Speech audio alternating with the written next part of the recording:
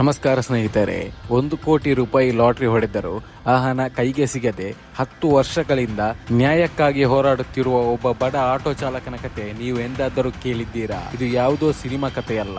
ಕೇರಳದ ಕೋಯಿಕೋಡ್ನ ಕೋಯಾ ಅವರ ನಿಜವಾದ ಜೀವನದ ನೋವಿನ ಕತೆ. ಕೋಯಿಕೋಡ್ನ ಪುಲ್ಲಲ್ಲೂರಿನಲ್ಲಿ ವಾಸಿಸುವ 73 ವರ್ಷದ ಅರಿಕ್ಕಾರ ಕೋಯಾ ಜೀವನ ಪೂರ್ತಿ ಆಟೋ ಓಡಿಸಿಕೊಂಡು ಬಂದ ಹಣದಲ್ಲೇ ಕುಟುಂಬವನ್ನ ನಡೆಸುತ್ತಿದ್ದ ಒಬ್ಬ ಸಾಮಾನ್ಯ ಮನುಷ್ಯ.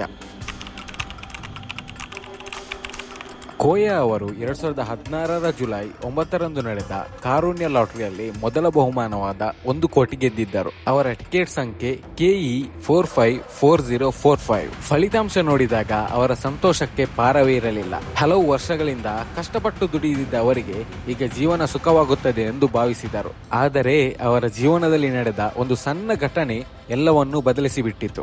ಮಾಹಿತಿಗಳ ಪ್ರಕಾರ ಬಹುಮಾನ ಗೆದ್ದಿದ್ದ ಲಾಟರಿ ಟಿಕೆಟ್ ಆಕಸ್ಮಿಕವಾಗಿ ಹಾಳಾಗಿತ್ತು. ಟಿಕೆಟ್ ಹಾಳಾಗಿರುವ ಕಾರಣದಿಂದ ಅದನ್ನು ಪರಿಶೀಲಿಸಿದ ಅಧಿಕಾರಿಗಳು ಬಹುಮಾನದ ಹಣ ಬಿಡುಗಡೆ ಮಾಡುವಲ್ಲಿ ಸಮಸ್ಯೆ ಇದೆ ಎಂದು ತಿಳಿಸಿದ್ದರು. ಕೋಯಾ ಅವರು ತಮ್ಮ ಟಿಕೆಟ್ ನಿಜವಾದದ್ದೇ ಎಂದು ಹೇಳಿದ್ದರು. ಹಾಳಾಗಿರುವ ಕಾರಣದಿಂದ ಪ್ರಕ್ರಿಯೆ ಮುಂದುವರಿಯಲಿಲ್ಲ. ಇಲ್ಲಿಂದಲೇ ಅವರ ಕಾನೂನು ಹೋರಾಟ ಆರಂಭವಾಯಿತು. 1 ಕೋಟಿ ರೂಪಾಯಿ ಗೆದ್ದ ವ್ಯಕ್ತಿ ಹಣ ಪಡೆಯಲು ಕೋರ್ಟ್ ಮೆಟ್ಟಿಲೇರುವುದು ಯಾರಿಗೂ ಊಹಿಸಲಾಗದ ವಿಷಯ.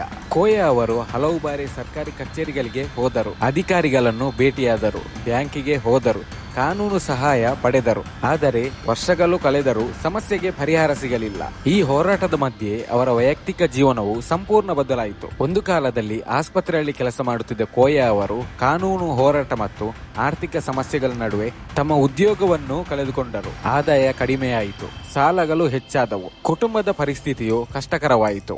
ಇಂದು ಕೋಯಾ ಅವರಿಗೆ ಸುಮಾರು 73 ವರ್ಷ ವಯಸ್ಸು. 1 ಕೋಟಿ ರೂಪಾಯಿ ಗೆದ್ದ ವ್ಯಕ್ತಿ ಇಂದು ಸ್ವಂತ ಕಾರಿನಲ್ಲಿ ಅಲ್ಲ, ಬಾಡಿಗೆ ಆಟೋ ರಿಕ್ಷಾ ಓಡಿಸಿ ಜೀವನ ನಡೆಸುತ್ತಿದ್ದಾರೆ. ಒಂದು ಕಡೆ ಕೋಟಿ ರೂಪಾಯಿ ಗೆದ್ದ ದಾಖಲೆ, ಇನ್ನೊಂದು ಕಡೆ ದಿನನಿತ್ಯದ ಖರ್ಚಿಗೆ ದುಡಿಯಬೇಕಾದ ಪರಿಸ್ಥಿತಿ. ನಿಜವಾಗಿಯೂ ಇದು ಯಾರ ಮನಸ್ಸನ್ನಾದರೂ ನೋಯಿಸಬಹುದು. ಈ ಪ್ರಕರಣ ಹಲವು ವರ್ಷಗಳಿಂದ ಚರ್ಚೆಯಲ್ಲಿದೆ. ಟಿಕೆಟ್ ಹಾಳಾಗಿರುವ ಕಾರಣದಿಂದ ಬಹುಮಾನ ಬಿಡುಗಡೆ ಆಗದೆ ಉಳಿದಿರುವ ಈ ಘಟನೆ ಅನೇಕ ಜನರಿಗೆ ಒಂದು ದೊಡ್ಡ ಪಾಠವಾಗಿದೆ. ಟಿಕೆಟ್ ಖರೀದಿಸಿದ ನಂತರ ಅದನ್ನು ತುಂಬಾ ಸುರಕ್ಷಿತವಾಗಿ ಇಟ್ಟುಕೊಳ್ಳುವುದು ಎಷ್ಟು ಮುಖ್ಯ ಎಂಬುದು ಈ ಘಟನೆ ತೋರಿಸುತ್ತದೆ. ಒಂದು ಸಣ್ಣ ನಿರ್ಲಕ್ಷ್ಯವೇ ದೊಡ್ಡ ಸಮಸ್ಯೆಗೆ ಕಾರಣವಾಗಬಹುದು. ಇಂದಿಗೂ ಕೋಯಾ ಅವರು ನ್ಯಾಯಕ್ಕಾಗಿ ತಮ್ಮ ಹೋರಾಟ ಮುಂದುವರಿಸುತ್ತಿದ್ದಾರೆ. ತಾವು ಗೆದ್ದಿದ್ದ ಬಹುಮಾನದ ಹಣ ಒಂದು ದಿನ ಸಿಗುತ್ತದೆ ಎಂಬ ನಿರೀಕ್ಷೆಯನ್ನು ಅವರು ಇನ್ನೂ ಕಳೆದುಕೊಂಡಿಲ್ಲ. ಈ ಘಟನೆ ನಮಗೆ ಒಂದು ಪ್ರಶ್ನೆ ಕೇಳುತ್ತದೆ. ಅದೃಷ್ಟದಿಂದ ಗೆದ್ದ ಹಣ ನಿಯಮಗಳ ಕಾರಣದಿಂದ ಸಿಗದೆ ಹೋದರೆ ಅದನ್ನು ಹೇಗೆ ಸ್ವೀಕರಿಸಬೇಕು? ನಿಮ್ಮ ಅಭಿಪ್ರಾಯವೇನು? ಇಂತಹ ಪ್ರಕರಣದಲ್ಲಿ ಕೋಯಾ ಅವರಿಗೆ ನ್ಯಾಯ ಸಿಗಬೇಕೇ? ನಿಮ್ಮ ಅಭಿಪ್ರಾಯವನ್ನು ಕಮೆಂಟ್ ನಲ್ಲಿ ತಿಳಿಸಿ. ಮತ್ತಷ್ಟು ಇಂಟ್ರೆಸ್ಟಿಂಗ್ ವಿಡಿಯೋಸ್ಗಳಿಗಾಗಿ ನಮ್ಮ ಚಾನೆಲ್ ಅನ್ನ ಸಬ್ಸ್ಕ್ರೈಬ್ ಮಾಡೋದನ್ನ ಮರಿಬೇಡಿ. ಮುಂದಿನ ವಿಡಿಯೋದಲ್ಲಿ ಸಿಗೋಣ. ಅಲ್ಲಿವರೆಗೆ ಧನ್ಯವಾದಗಳು.